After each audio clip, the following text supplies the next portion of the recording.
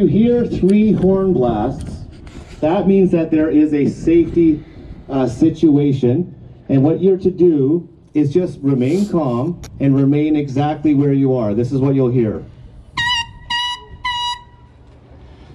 Okay, and then there will be an all clear given. Now this could be anything. This could be a dog runs off into the tank arena. It doesn't have to be something major, dangerous. It just means that one of our staff sees something that is a safety issue and is making everybody aware on the field to stop what they're doing. The drivers will stop operating their vehicles, the reenactors will stop firing their weapons, and we'll all just remain calm until we see what the situation is. Also, you see that we have a security detail here in front of the tank arena, and let's just give their volunteers. These are Canadian Air Force and Army cadets who come out here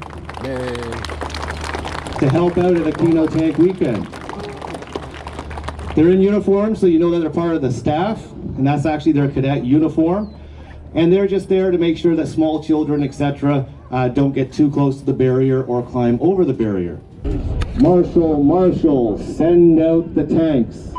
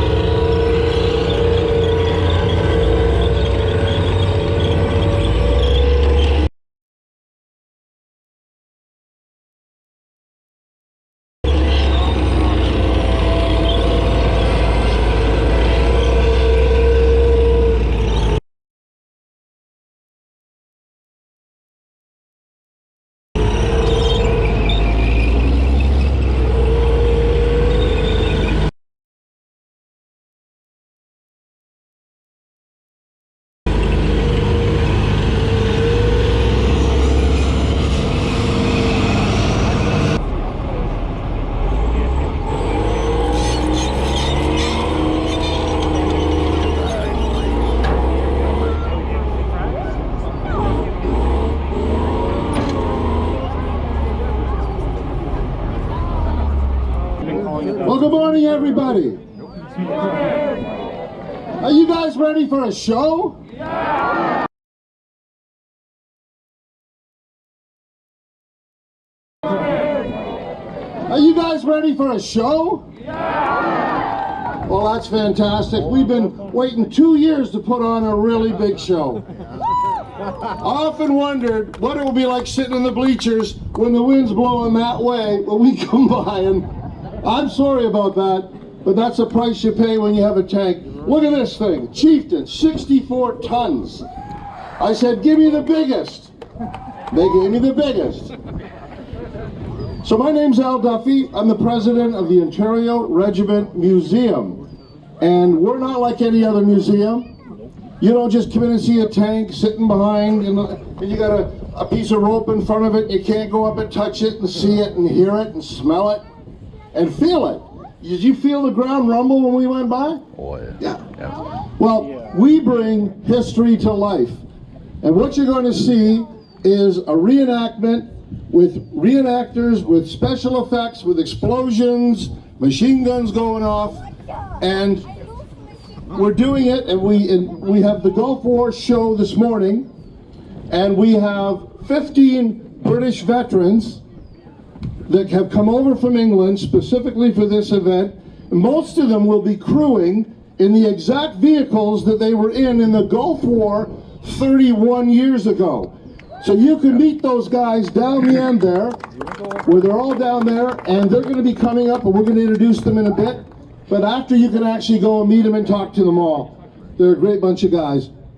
So the main show I mentioned this morning is the Gulf War. This afternoon, it's a World War II, and it's a battle that the Ontario Regiment was in Italy, and I'll leave that to someone else to describe it all. So what's new?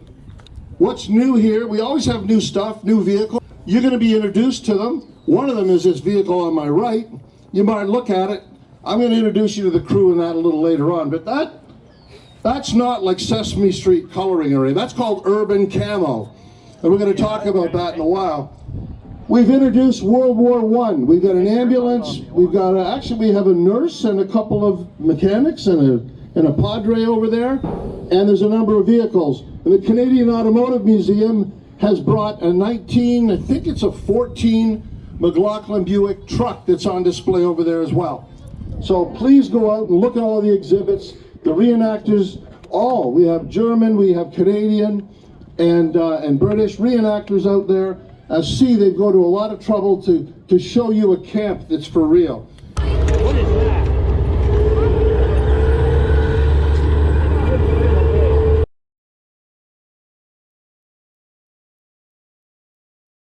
Marshal, send out the Berliner. Oh. There it is. I'll come see a TV. The Berliner. I don't think that's okay. No.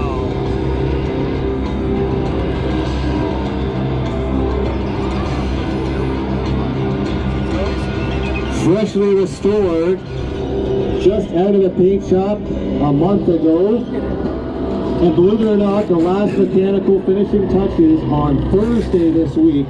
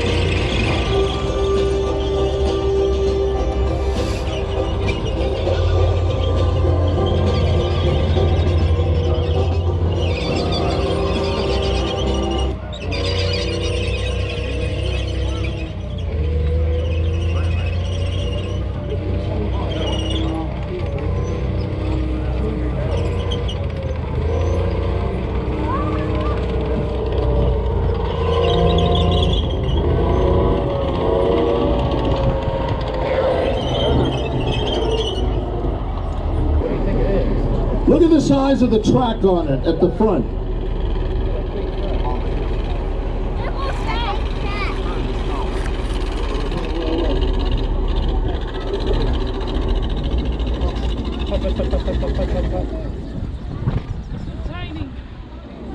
This is called a BV-202, and the Canadians had them. The Ontario Military Vehicle Association, this tiny little tank.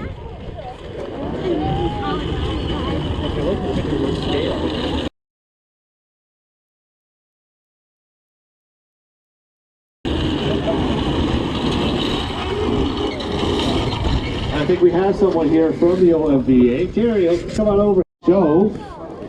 All right, crew, fire when ready.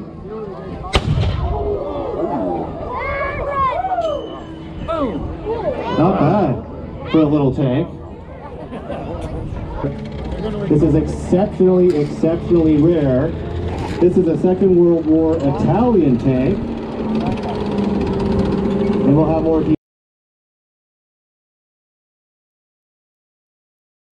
details for our friend here, Frank.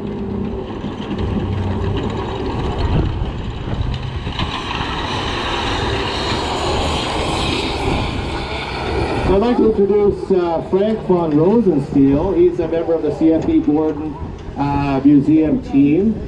And Frank, want to tell us a little bit about what we're looking at, how rare it is, and a bit of the history of the vehicle? This is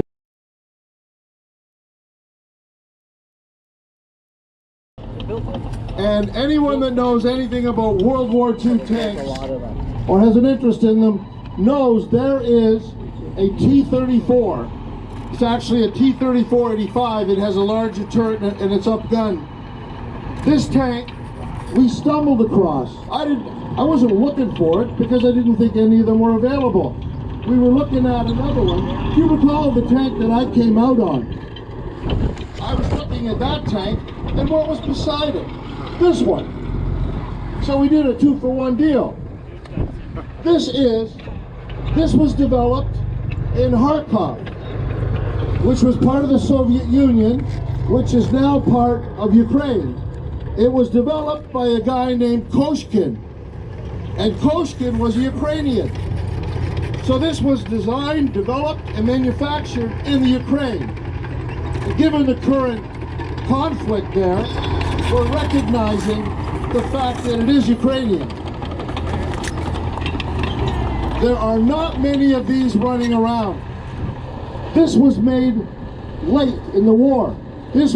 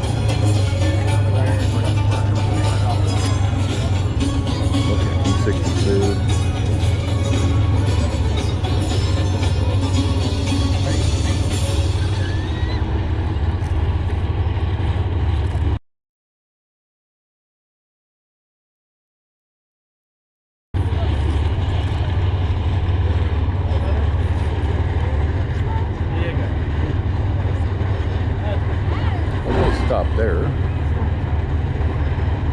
Where'd that guy come from? Shut up.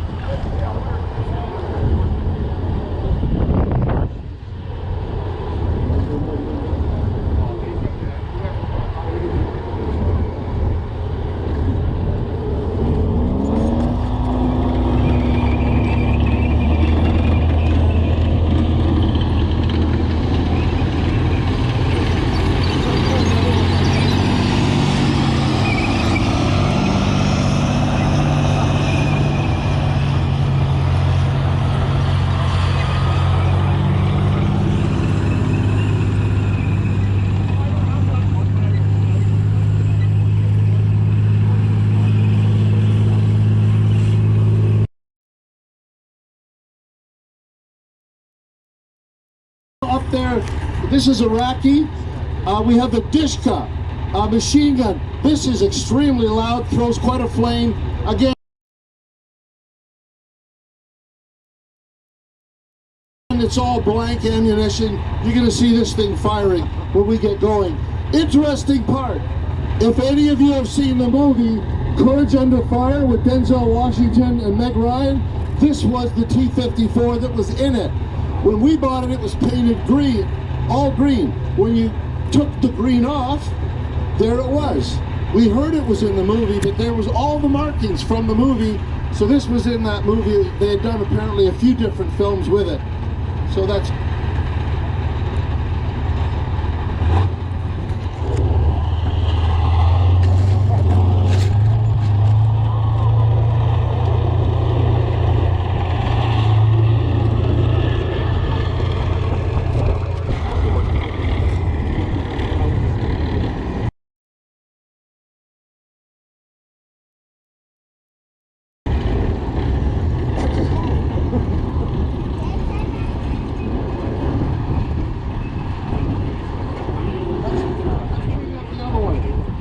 We're going to look at two of these at this time.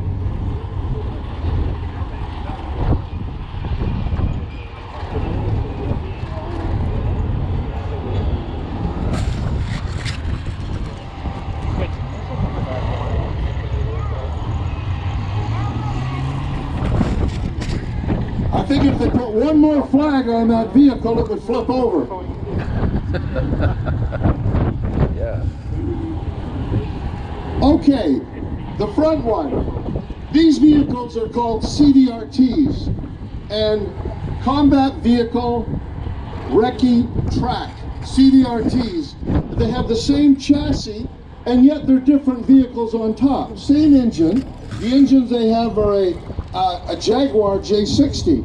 This has been upgraded to a Cummins, but originally in the Gulf, they all had the Jaguar J60 engines. Very British. This one has a 30mm Reardon cannon on the top of it, and there was approximately 4 to 5 of these per every one of those. So they would go and were deployed together. This is a Striker. This Striker, you notice the missiles up in the air? There's a platform, and that had 5 swing-fire missiles. They had a range of about 4,000 kilometers, 4,000 meters. Kilometers, could you imagine?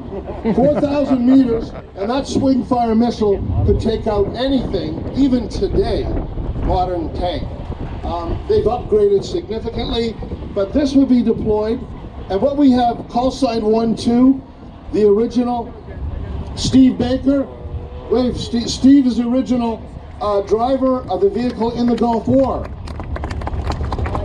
Он 30 лет назад воевал в этой войне на этой же машине. Голубь это залив. Crewing, I should say, commanding on the top, that's George Clegg. Now, George Clegg's not in the same regiment, but we put him in there because, well, George looks good there. George was in a command post during the Gulf War, and you'll see it down there. It's got the camouflage all over it, he's got the big antennas, and George has taken that, and when you can actually go into this little tent-like structure, and you can see how the whole thing was commanded from a vehicle in the field. And George is there to give you, answer any of your questions and tell you how it all goes. So it's a pretty cool environment here. The next. Who's the masked man? Oh, Sean. I've seen most of these guys a lot in the last few years. And that's John, right? Okay, so that vehicle you're looking at, that Striker, that was with the Queen's Dragoon Guards, and the driver is the original crew member, Calvin Bird. They call him Budgie Bird, I don't know why. But that's what he had. You'll notice the commander, that's Sean Bannister. Sean commanded another Striker in the same troop with Calvin. Cool. and they were in the Queen's Dragoon Guards, and that's the flags up there, the Welsh flags that you're seeing. And we've got John Seeley. John, put your hands up. John never served with these two gentlemen, but he served on that other. We have another striker back there with the...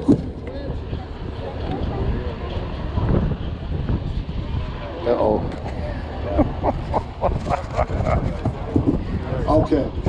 So tomorrow, the next show, tomorrow morning, we're going to swap it out and put the other one in.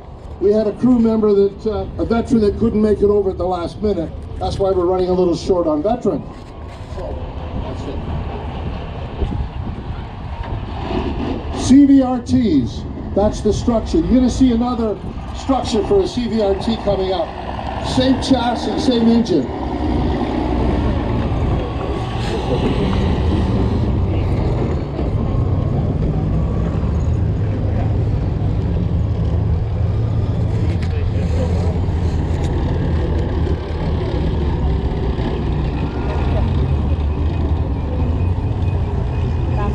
Я была не права.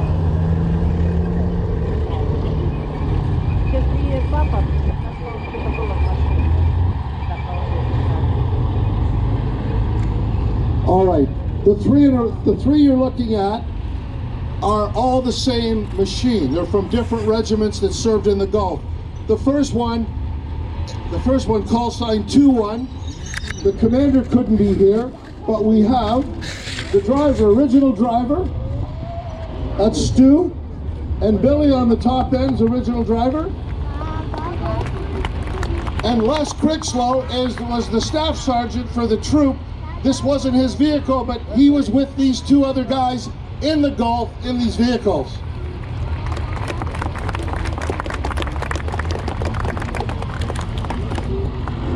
The next vehicle we have is it's named Rathfarland, and this is from the oh my God, the Queen's Royal Irish Hussars. Have I got that right? I'm starting to lose it. Queen's Royal Irish Hussars. It's an Irish-based regiment that served obviously with the UK. This we found. The driver is the original guy from the Gulf War, Reggie Campbell. Yeah. If we need something, we talk to Reggie. He's in and out of Poland and Ukraine like there's no tomorrow. This vehicle, when I got it, it had all the proper bins and everything on it. But then when I got pictures of how he had it in the Gulf, I had to take off all the good parts and put all kinds of silly stuff on it, because that's what they had to make it real. So this is a spitting image of the way it looked in the Gulf War. And these guys come here and they make sure everything is functional.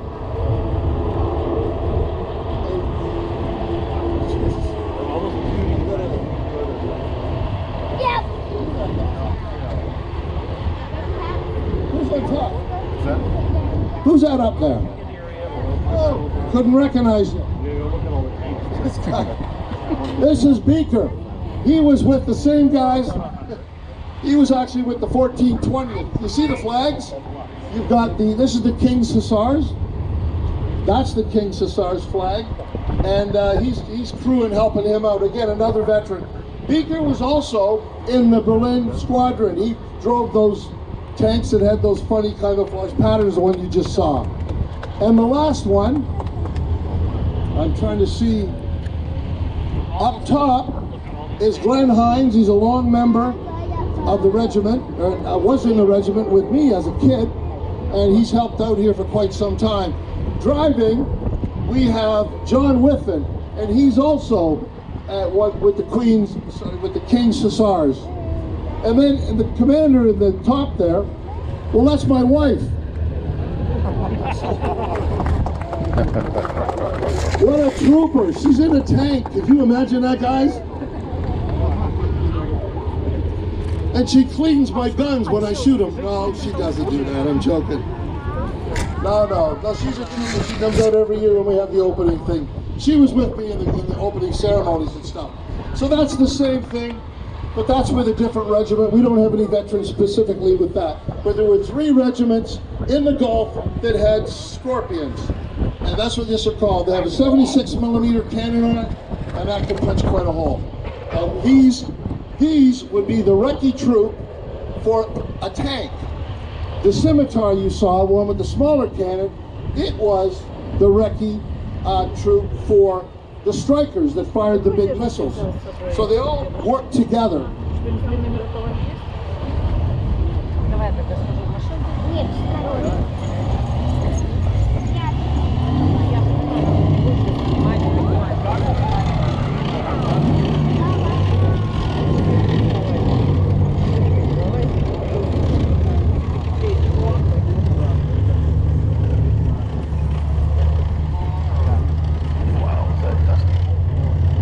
Now this one should look familiar. I think the Taliban have a couple thousand of them. Yeah. This is a Humvee.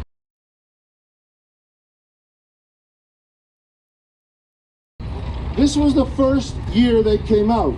I believe it was 1985, and they built them for quite some time, and they modified them and changed them. It's quite versatile. Anyways, this is our Humvee. It's got the Punisher symbol on it. We never did take that off. But they widely used in the Gulf War, one and then the second Gulf War about 10 years later. We don't have the 50 cal mounted up here. We had some issues getting the mount on it. So we stuck the mount on the next one. The 50 cal, you're gonna really hear a bark on that one.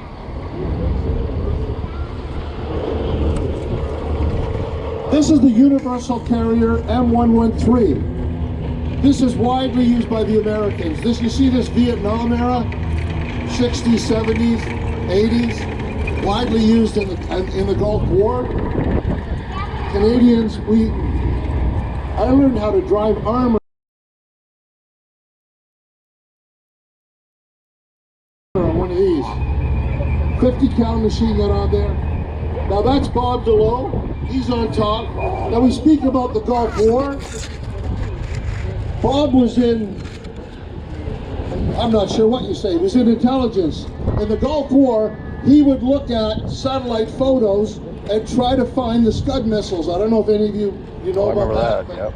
But Saddam Hussein was lobbing Scud missiles into Israel. And it was on the verge of Israel striking back, and then it would be like a worldwide conflict. So there was all kinds of intelligence and security and people looking and trying to find these Scud missiles and take them out.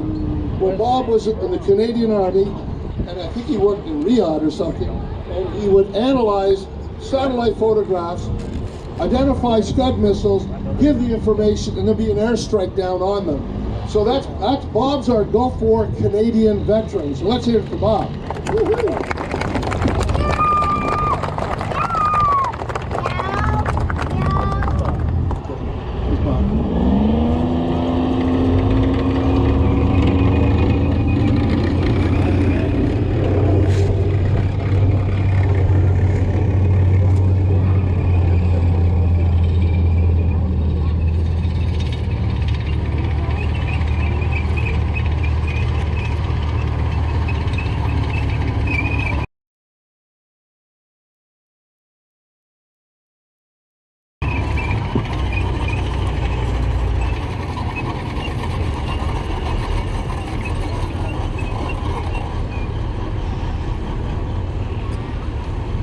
All right, this last piece, this is an American M60. This is a big tank. These were used, the Marine Corps used them when they went into the Kuwaiti city in the Gulf War. Look at that. He's showing off. Oh no, run away.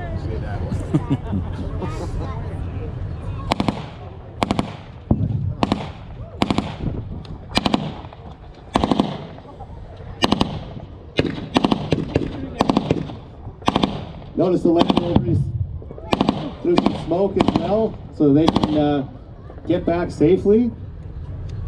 Reconnaissance, he's not here to fight, he's here to have a look around and make contact with the enemy.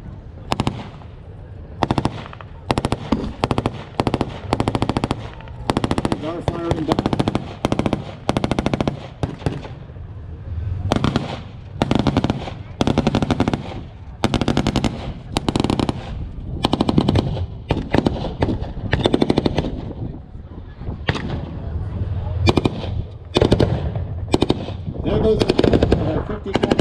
done on T-54.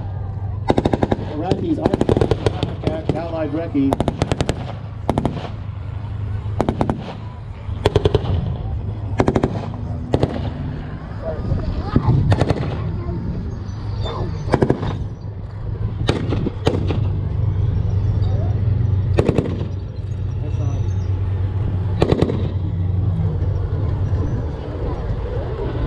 So reconnaissance has pulled in the fire support from the CBRTs, firing away with their 75mm weapon.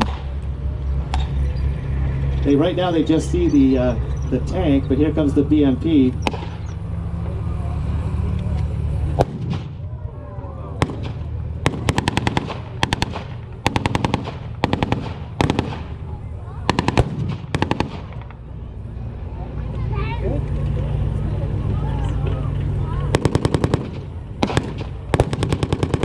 Now the Striker's coming in range, looking at the T-54. Remember, that is a missile launching CBRT.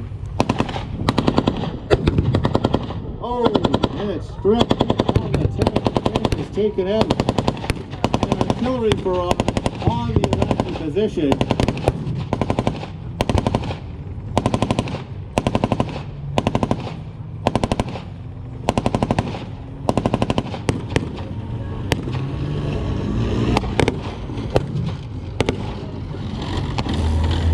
Allied forces moving all armor forward to the Iraqi position.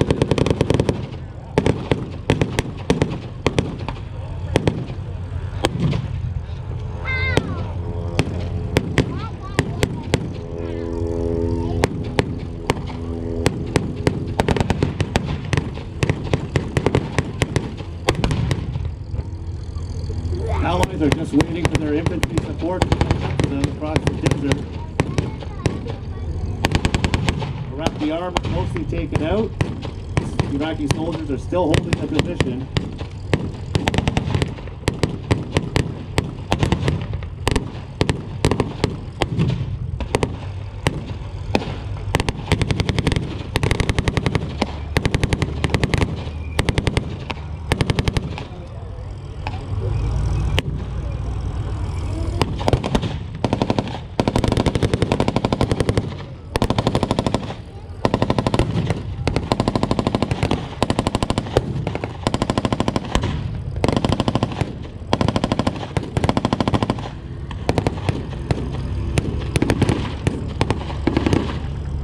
Now you can see the Americans have arrived to assist their British allies. Here comes the M113 with a 50 caliber machine.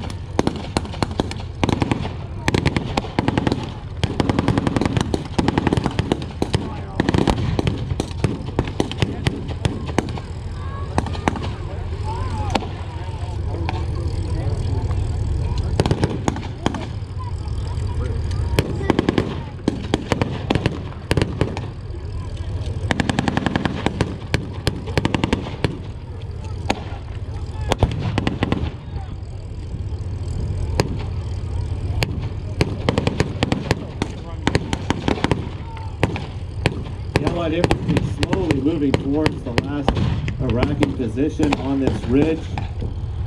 Massive fire support the Allies have. The Iraqis have nothing really to combat this now that their armor has been taken out. Wait for the white flag. And the first conscripts start to surrender. I think it's over. Up goes the white flag. The Iraqi conscript infantry, they've had enough.